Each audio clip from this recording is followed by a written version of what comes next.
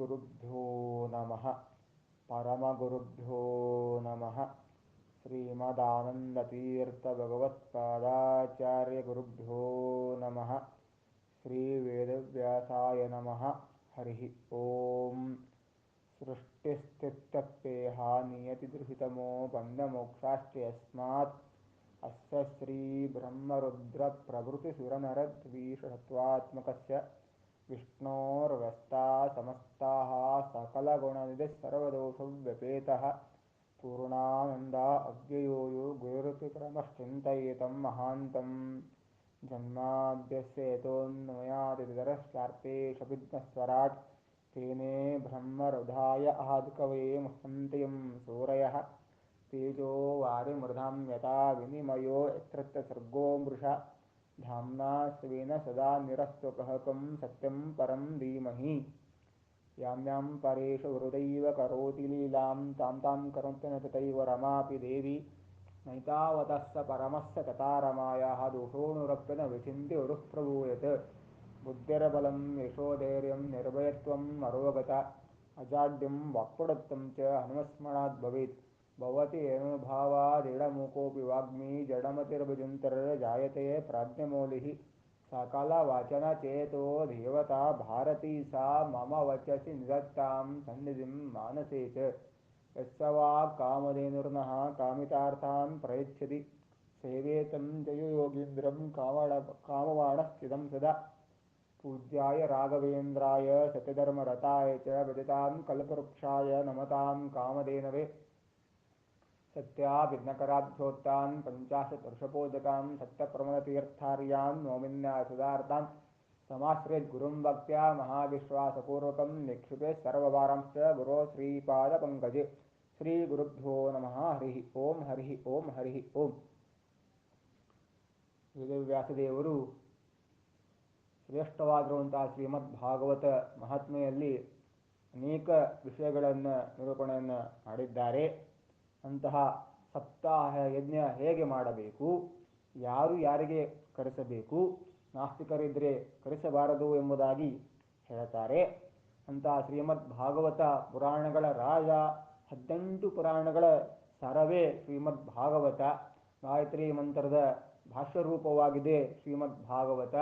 ಮಹಾಭಾರತ ಗ್ರಂಥದ ನಿರ್ಣಯವನ್ನು ಕೊಟ್ಟಂತಹ ಶ್ರೀಮದ್ ಭಾಗವತ. ಗ್ರಂಥದ ಪ್ರತಿಪಾದನಾದಂತಹ ದೇವತೆ ಕೃಷ್ಣ ಪರಮಾತ್ಮ. ನಾರದರೆ ಇಲ್ಲಿ ಈ ಗ್ರಂಥಕ್ಕೆ ಋಷಿಗಳು, ಗ್ರಂಥಕರ್ತೃಗಳೇ ವೇದವ್ಯಾಸದೇವರು ಎಂಬುದಾಗಿ ನಾವು ಪ್ರತಿ ಕ್ಷಣದಲ್ಲೂ ಕೂಡ ಸ್ಮರಣೆಯನ್ನು ಮಾಡಬೇಕು. ಶ್ರೀಮದ್ ಭಾಗವತ ಶ್ರೇಷ್ಠವಾಗಿರುವಂತಹ ಈ 18,000 ಶ್ಲೋಕಾತ್ಮಕವಾಗಿರುವಂತಹ ಗ್ರಂಥ ಸಮಾಧಿ ಭಾಷೆಯಲ್ಲಿ ನಿರೂಪಣೆಯನ್ನು ವೇದವ್ಯಾಸದೇವರು ತಿಳಿಸಿಕೊಟ್ಟಿದ್ದಾರೆ. ಎಲ್ಲರಿಗೂ ತಿಳಿಸುವಂತೆ ಪರಮಾತ್ಮನ ಅಚಿಂತ್ಯದ್ಭುತ ಮಹಿಮೆ ತಿಳಿಸಿಕೊಡುವಂತಹ ಈ ಗ್ರಂಥ, ಮೋಕ್ಷ ಕೊಡುವಂತಹ ಗ್ರಂಥ, ಭಗವದ್ಭಕ್ತರ ಚರಿತ್ರೆ, ಅನೇಕ ಸಂವತ್ಸರಗಳ ವಿವರಣೆ, ಭೂಮಿಯ ಸೃಷ್ಟಿಯ ಬಗ್ಗೆ ವಿವರಣೆ, ಜೊತೆಗೆ ಪರಮಾತ್ಮನ ಅಚಿಂತ್ಯದ್ಭುತ ಶಕ್ತಿಯಿಂದ ಜಗತ್ತು ಹೇಗೆ ಸೃಷ್ಟಿಯಾಗಿದೆ ಅದರ ಬಗ್ಗೆ ಪ್ರಥಮ ಸ್ಕಂದದಲ್ಲಿ ಮುಂದೆ ನಿರೂಪಣೆಯನ್ನು ಮಾಡೋರಿದ್ದಾರೆ. ಅಂತಹ ಶ್ರೇಷ್ಠವಾಗಿರುವಂತಹ ಶ್ರೀಮದ್ ಭಾಗವತ ನಾವು ಸ್ಮರಣೆಯನ್ನು ಪ್ರತಿ ದಿವಸದಲ್ಲೂ ಕೂಡ ನಾವು ಸ್ಮರಣೆಯನ್ನು ಮಾಡಬೇಕು. ಶ್ರೀಮದ್ ಭಾಗವತದಲ್ಲಿ ಹೇಳುವಂತಹ ಒಂದು ಮಾತು, ಶ್ಲೋಕಾರ್ಧಂ ಶ್ಲೋಕಪಾದಂ ವಾ ನಿತ್ಯಂ ಭಾಗವತೋದ್ಭವಂ ಎಂಬುದಾಗಿ ನಿರೂಪಣೆಯನ್ನು ಮಾಡಿದ್ದಾರೆ. ಶ್ಲೋಕದ ಅರ್ಧ ಪಾದ ಅಥವಾ ಒಂದು ಪಾದನಾದರೂ ಪಾರಾಯಣ ಮಾಡಬೇಕು, ಜೊತೆಗೆ ಶ್ರವಣವನ್ನು ಮಾಡಬೇಕು ಎಂಬುದಾಗಿ ನಿರೂಪಣೆಯನ್ನು ಮಾಡಿದ್ದಾರೆ. ಸಂಸಾರದ ನಿವೃತ್ತಿ ಆಗ್ತದೆ, ಮೋಕ್ಷವನ್ನು ಕೊಡುವಂತಹ ಶ್ರೀಮದ್ ಭಾಗವತ ಪುರಾಣಗಳ ರಾಜ ಎಂಬುದಾಗಿ ನಾವು ಸ್ಮರಣೆಯನ್ನು ಮಾಡಬೇಕು. ಇನ್ನು ಮತ್ತೆ ಭಾಗವತ ಮಹಾತ್ಮೆಯಲ್ಲಿ ಬರುವಂತಹ ವೇದವ್ಯಾಸದೇವರು ನಿರೂಪಣೆಯನ್ನು ಮಾಡ್ತಾರೆ. ಸಪ್ತಾಹ ಯಜ್ಞದ ಕ್ರಮ ಈ ರೀತಿಯಾಗಿ ಹೇಳಲ್ಪಟ್ಟಿದೆ ಮತ್ತು ಪ್ರತಿ ಶ್ಲೋಕಗಳಲ್ಲೂ ಕೂಡ ಯಜ್ಞವನ್ನು ಮಾಡಬೇಕಂತ. ಯಜ್ಞ ಹೇಗೆ ಮಾಡಬೇಕು ಅಂತಂದರೆ, ದಶಮಸ್ಕಂದ ಪ್ರತಿಯೊಂದು ಶ್ಲೋಕ 106 ಅಥವಾ 116 ಅಧ್ಯಾಯಗಳಲ್ಲಿ ಬರುವಂತಹ ಕೃಷ್ಣ ಪರಮಾತ್ಮನ ಮಹಿಮೆಗಳು, ಬಾಲಲೀಲೆಗಳ ಪ್ರತಿಯೊಂದು ಶ್ಲೋಕಗಳಲ್ಲೂ ಕೂಡ ವಿವರಣೆಯನ್ನು ಮಾಡಲ್ಪಟ್ಟಿದೆ. ಗಾಯತ್ರಿ ಮಂತ್ರದ ಪ್ರತಿಪಾದನಾದಂತಹ ದೇವತೆ ನಾರಾಯಣ ಅಂತಹ ಸಾಕ್ಷಾತ್ ಪರಮಾತ್ಮನೇ ಈ ಗಾಯತ್ರಿ ಮಂತ್ರದಿಂದ ಆಹುತಿಯನ್ನು ಹಾಕಬೇಕು ಎಂಬುದಾಗಿ ಹೇಳ್ತಾರೆ. ಅಂತ ಪ್ರತಿಯೊಂದು ಶ್ಲೋಕಗಳಲ್ಲೂ ಕೂಡ ಭಾಗವತ ಪ್ರತಿಯೊಂದು ಶ್ಲೋಕಗಳಲ್ಲೂ ಕೂಡ ಆಹುತಿಯನ್ನು ಹಾಕಬೇಕು ಎಂಬುದಾಗಿ ಹೇಳ್ತಾರೆ. ಯಾವುದು ಹಾಕಬೇಕು ಪದಾರ್ಥವನ್ನು ಅಂತಂದರೆ ಪಾಯಸವನ್ನು ಹಾಕಬೇಕು, ಮಧು ಅಂದರೆ ಜೇನುತುಪ್ಪವನ್ನು ಸಮರ್ಪಣೆಯನ್ನು ಮಾಡಬೇಕು, ತಿಲವನ್ನು ಹಾಕಬೇಕು, ಅನ್ನವನ್ನು ಹಾಕಬೇಕು ಆಹುತಿಗೆ ಎಂಬುದಾಗಿ ನಿರೂಪಣೆಯನ್ನು ಮಾಡಿದ್ದಾರೆ. ಅಂತಹ ಪ್ರತಿ ಶ್ಲೋಕದಲ್ಲೂ ಕೂಡ ಆಹುತಿಯನ್ನು ಹಾಕಬೇಕು. ದಶಮಸ್ಕಂದ ಶ್ಲೋಕದಲ್ಲಿ ಬರುವಂತಹ ಪ್ರತಿಯೊಂದು ಶ್ಲೋಕದಲ್ಲೂ ಕೂಡ ಆಹುತಿಯನ್ನು ಹಾಕಬೇಕು, ಸ್ವಾಹಾಕಾರವನ್ನು ಹಾಕಬೇಕು ಎಂಬುದಾಗಿ ನಿರೂಪಣೆಯನ್ನು ಮಾಡಿದ್ದಾರೆ. ಶ್ರೇಷ್ಠವಾಗಿರುವಂತಹ ಶ್ರೀಮದ್ ಭಾಗವತ ಅದ್ಭುತವಾದದ್ದು ಎಂಬುದಾಗಿ ತಿಳಿಸಿಕೊಟ್ಟಿದ್ದಾರೆ. ಶ್ರೀಮದ್ ಭಾಗವತ ನಮ್ಮ ಶ್ರೇಷ್ಠವಾಗಿರುವಂತಹ ಈ ಚರಿತ್ರೆಯ ಮುಖಾಂತರವಾಗಿ ವಿವರಣೆಯನ್ನು ಮಾಡಿದ್ದಾರೆ ವೇದವ್ಯಾಸ ದೇವರು. ಶ್ರೇಷ್ಠ ಚರಿತ್ರೆಗಳು ಪ್ರಥಮ ಸ್ಕಂದದಿಂದ ಪ್ರಾರಂಭವನ್ನು ಮಾಡಿಕೊಂಡು 12ನೇ ಸ್ಕಂದದವರೆಗೂ ಕೂಡ ಪರಮಾತ್ಮನ ಚರಿತ್ರೆ ಶ್ರೇಷ್ಠವಾದದ್ದು. ಪ್ರಥಮ ಸ್ಕಂದದಲ್ಲಿ ವಿರಾಟ್ ನಾಮಕ ಪರಮಾತ್ಮ ಅವತಾರ ಹೇಗೆ ಉತ್ಪತ್ತಿ ಆಯಿತು ಎಲ್ಲವೂ ಕೂಡ ವಿವರಣೆಯನ್ನು ಮಾಡಿದ್ದಾರೆ. ಸಾಕ್ಷಾತ್ ಪರಮಾತ್ಮ ಒಬ್ಬನೇ ಇದ್ದ, ಪ್ರಕೃತಿಯಾಗಿ ನಿಂತಹ ಅವಳು ಮಹಾಲಕ್ಷ್ಮೀ ದೇವಿ ಎಂಬುದಾಗಿ ಹೇಳ್ತಾರೆ. ಅಂತಹ ಶ್ರೇಷ್ಠವಾಗಿರುವಂತಹ ಈ ಸೃಷ್ಟಿಯ ಬಗ್ಗೆ, ಅವತಾರಗಳ ಬಗ್ಗೆ, ಅನೇಕ ಚರಿತ್ರೆಯ ಬಗ್ಗೆ ವಿವರಣೆಯನ್ನು ತಿಳಿಸಿಕೊಟ್ಟಿದ್ದಾರೆ ಎಂಬುದಾಗಿ ಸನಕಾದಿಗಳು ವಿವರಣೆಯನ್ನು ಮಾಡಿದ್ದಾರಂತೆ. ಮತ್ತೆ ವೇದವ್ಯಾಸ ದೇವರು ಹೇಳುವಂತಹ ಮತ್ತೊಂದು ಮಾತು, ಎಷ್ಟು ಸಾಧ್ಯವೋ ಅಷ್ಟು ಬ್ರಾಹ್ಮಣರನ್ನು ಕರೆಸಿ ಭೋಜನವನ್ನು ಹಾಕಿಸ್ಬೇಕಂತ. ಬ್ರಾಹ್ಮಣರು ಎಷ್ಟು ಸಾತ್ವಿಕ ಪಂಡಿತರಿದ್ದಾರೋ ಅವರಿಗೆ ಶ್ರೇಷ್ಠವಾಗಿ ಭೂರಿ ಭೋಜನವನ್ನು ಹಾಕಿಸಬೇಕು ಎಂಬುದಾಗಿ ಹೇಳ್ತಾರೆ. ಎಷ್ಟು ಸಾಧ್ಯವೋ ಅಷ್ಟು. ಭಾಗವತ ಸಪ್ತಾಹವನ್ನು ಮಾಡ್ತಾ ಇದ್ದೇವೆ ಅಂದಮೇಲೆ ನಾನೇ ಮಾಡಿದೆ ಅಂತ ಅನ್ಕೊಬಾರ್ದು. ನನ್ನಲ್ಲಿ ನಿಂತು ಪರಮಾತ್ಮ ನಿಂತು ಮಾಡಿಸಿದ್ದಾನೆ, ಗುರುಗಳ ಮುಖಾಂತರವಾಗಿ ಇಂಥ ಈ ರೀತಿಯಾಗಿ ಸ್ಮರಣೆಯನ್ನು ಮಾಡಬೇಕು. ಯಾವುದೇ ಥರದ ಅಹಂಕಾರ ಇರಬಾರದು. ಹಿಂದೆ ಹೇಳಿದಂತೆ ಅನೇಕ ವಿಷಯಗಳನ್ನು ಕೂಡ ತಿಳಿಸಿಕೊಟ್ಟಿದೆ. ಅನೇಕ ಮಹನೀಯರಿಗೆ, ಯತಿಗಳಿಗೆ ಊಟವನ್ನು ಹಾಕಿಸಬೇಕಂತೆ. ಆದ್ದರಿಂದಾಗಿ ಮಹಾಜ್ಞಾನಿಗಳು ಪಾದಧೂಳಿಯನ್ನು ಹಾಕಿದರೆ ಸಾಕು ಸಂತೋಷವಾಗ್ತದಪ್ಪ. ಬ್ರಾಹ್ಮಣರ ಶ್ರೇಷ್ಠವಾದದೇ ಅದ್ಭುತವಾದದ್ದು. ಶ್ರೇಷ್ಠವಾಗಿರುವಂತಹ ಬ್ರಾಹ್ಮಣರನ್ನು ಕರೆಸಿ ಪಾದಪೂಜೆಯನ್ನು ಮಾಡಿಸಿ ಬ್ರಾಹ್ಮಣರಿಗೆ ಭೋಜನವನ್ನು ಹಾಕಿಸಬೇಕು ಎಂಬುದಾಗಿ ಹೇಳ್ತಾರೆ. ಅಂತಹ ಶ್ರೇಷ್ಠವಾಗಿರುವಂತಹ ಶ್ರೀಮದ್ ಭಾಗವತ ಅದ್ಭುತವಾದದ್ದು ಎಂಬುದಾಗಿ ತಿಳಿಸಿಕೊಟ್ಟಿದ್ದಾರೆ. ಅಂತ ಎಲ್ಲವನ್ನೂ ಕೂಡ ನಮಗೆ ಸಿಗುವಂಥದ್ದೇನು ಅಂತಂದರೆ ಧರ್ಮ, ಅರ್ಥ, ಕಾಮ, ಮೋಕ್ಷ ಸಾಧನೆಯನ್ನು ಮಾಡುವಂತಹ ಈ ಗ್ರಂಥ ಶ್ರೀಮದ್ ಭಾಗವತ ಎಂಬುದಾಗಿ ಹೇಳ್ಕೊಡ್ತಾರೆ. ಫಲದಂ ಸ್ಯಾತ್ ಪುರಾಣಂತೂ ಶ್ರೀಮದ್ ಭಾಗವತಂ ಶುಭಂ ಎಂಬುದಾಗಿ ನಿರೂಪಣೆಯನ್ನು ಮಾಡಿದ್ದಾರೆ. ಫಲವನ್ನು ಕೊಡುವಂತಹ ಪುರಾಣ ಶ್ರೀಮದ್ ಭಾಗವತ, ಇತಿಹಾಸವನ್ನು ಹೇಳುವಂತಹ ಗ್ರಂಥ ಶ್ರೀಮದ್ ಭಾಗವತ, 18 ಪುರಾಣಗಳ ಸಾರವೇ ಶ್ರೀಮದ್ ಭಾಗವತ ಎಂಬುದಾಗಿ ನಿರೂಪಣೆಯನ್ನು ಮಾಡಿದ್ದಾರೆ. ಧರ್ಮ, ಅರ್ಥ, ಕಾಮ, ಮೋಕ್ಷವನ್ನು ಕೊಡುವಂತಹ ಗ್ರಂಥ, ಸಾಧನೆಯನ್ನು ಮಾಡಿಸುವಂತಹ ಗ್ರಂಥ ಶ್ರೀಮದ್ ಭಾಗವತ ಎಂಬುದಾಗಿ ಹೇಳ್ತಾರೆ. ಅವಿಷಟ್ ವರ್ಗಗಳನ್ನು ಕಳೆಯುವಂತಹ ಗ್ರಂಥ ಶ್ರೀಮದ್ ಭಾಗವತ. ಕಾಮ, ಕ್ರೋಧ, ಲೋಭ, ಮೋಹ, ಮದ, ಮಾತ್ಸರ್ಯ ಇವೆಲ್ಲವೂ ಕೂಡ ಕಳೆಯುವಂತಹದ್ದು ಶ್ರೀಮದ್ ಭಾಗವತ ಎಂಬುದಾಗಿ ನಿರೂಪಣೆಯನ್ನು ಮಾಡಿದ್ದಾರೆ. ಅಂತಹ ಶ್ರೇಷ್ಠವಾಗಿರುವಂತಹ ಶ್ರೀಮದ್ ಭಾಗವತ ಎಲ್ಲ ಪಾಪಗಳನ್ನು ಕಳೆಯುವಂತಹ ಗ್ರಂಥ. ಕೋಟಿ ಜನ್ಮ ಕೃತಂ ಪಾಪಂ, ಕೋಟಿ ಜನ್ಮ, ಎಷ್ಟು ಜನ್ಮಾಂತರದ ಎಷ್ಟು ಪಾಪ ಮಾಡಿರ್ತೀವಿ ಪ್ರತಿ ಕ್ಷಣದಲ್ಲಿ ಹೇಳಿಕ್ಕಾಗೋದಿಲ್ಲ.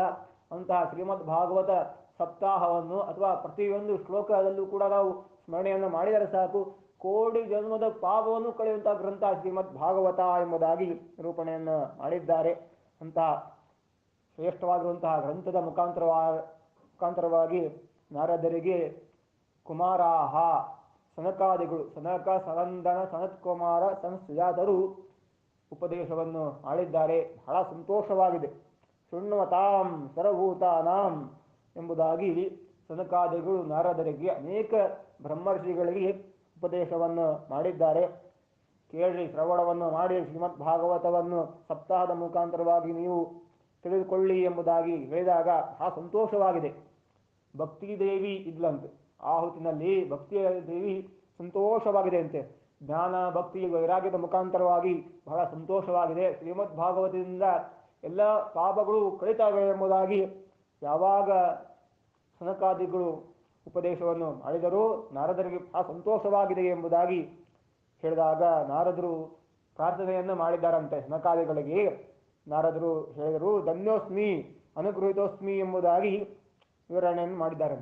ಶ್ರೀಮದ್ ಭಾಗವತ ಭರತಖಂಡ, ಭರತವರ್ಷ, ಜಂಬೂದ್ವೀಪ, ಆರ್ಯಾವರ್ತ, ಕೇದಾರಖಂಡ, ದಂಡಕಾರಣ್ಯ ಅಂತ ನಾವೇನು ಚಿತ್ರಕೂಟ ಪರ್ವತ ಅಂತ ನಾವೇನು ಹೇಳ್ತೀವಲ್ಲ, ಅಂತಹ ಕ್ಷೇತ್ರದಲ್ಲಿ ಶ್ರೇಷ್ಠವಾಗಿರುವಂತಹ ಈ ಭಾಗವತ ಮಹಾತ್ಮೆ, ಭಗವತ ಶ್ರೇಷ್ಠವಾಗಿರುವಂತಹ ಮಹಿಮೆಯ ಮುಖಾಂತರವಾಗಿ ತಿಳಿಸುವಂತಹ ಶ್ರೀಮದ್ ಭಾಗವತ ನಮ್ಮ ಗ್ರಂಥದಲ್ಲಿಯೂ ಕೂಡ ಇದೆ.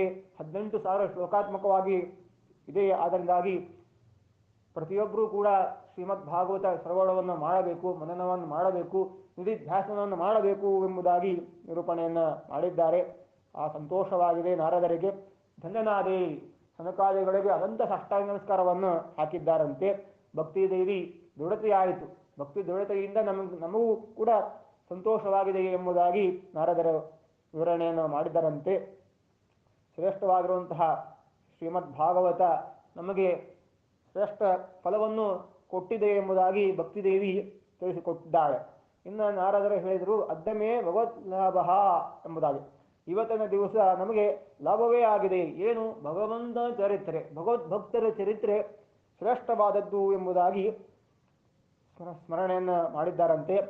ಸರ್ವ ಪಾಪಗಳಲ್ಲೂ ಕೂಡ ಕಲಿಯುವಂತಹ ಶ್ರೀಮದ್ ಭಾಗವತ ಎಂಬುದಾಗಿ ಹೇಳ್ತಾರೆ. ಸಾಕ್ಷಾತ್ ಪರಮಾತ್ಮನೇ ಶ್ರೀಮದ್ ಭಾಗವತ ಗ್ರಂಥಕ್ಕೆ ಪ್ರತಿಪಾದನಾದಂತಹ ದೇವತೆ ಎಂಬುದಾಗಿ ನಿರೂಪಣೆಯನ್ನು ಮಾಡಿದ್ದಾರೆ.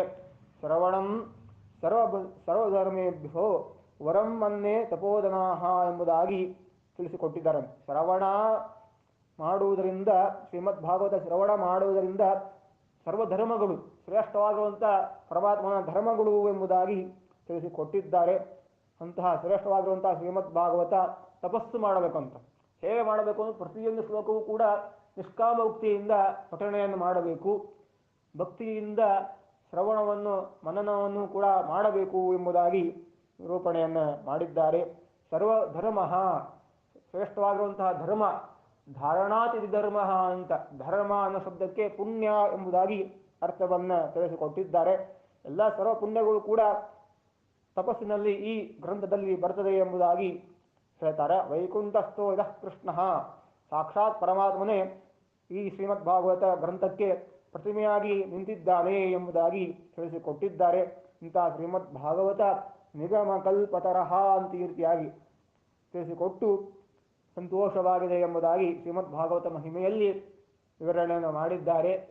6 ಅಧ್ಯಾಯಗಳಲ್ಲಿ ಶ್ರೀಮದ್ ಭಾಗವತ ಮಹಾತ್ಮೆ, ಭಕ್ತಿದೇವಿ ಮತ್ತು ನಾರದರ ಸಂವಾದ 3 ಅಧ್ಯಾಯಗಳಲ್ಲಿ, 4ನೇ ಅಧ್ಯಾಯ ಮತ್ತು 5ನೇ ಅಧ್ಯಾಯದಲ್ಲಿ ಗೋಕರ್ಣೋಪಾಖ್ಯಾನ, 6ನೇ ಅಧ್ಯಾಯದಲ್ಲಿ ಬರುವಂತಹ ಸಪ್ತಾಹ ಯಜ್ಞದ ಕ್ರಮ ಹೇಗೆ ಅನ್ನುವುದನ್ನು ಕೂಡ ವೇದವ್ಯಾಸ ದೇವರು ವಿವರಣೆಯನ್ನು ಮಾಡಿದ್ದಾರೆ ಎಂಬುದಾಗಿ ತಿಳಿಸ್ತಾ ಶ್ರೀಕೃಷ್ಣಾರ್ಪಣಮಸ್ತು.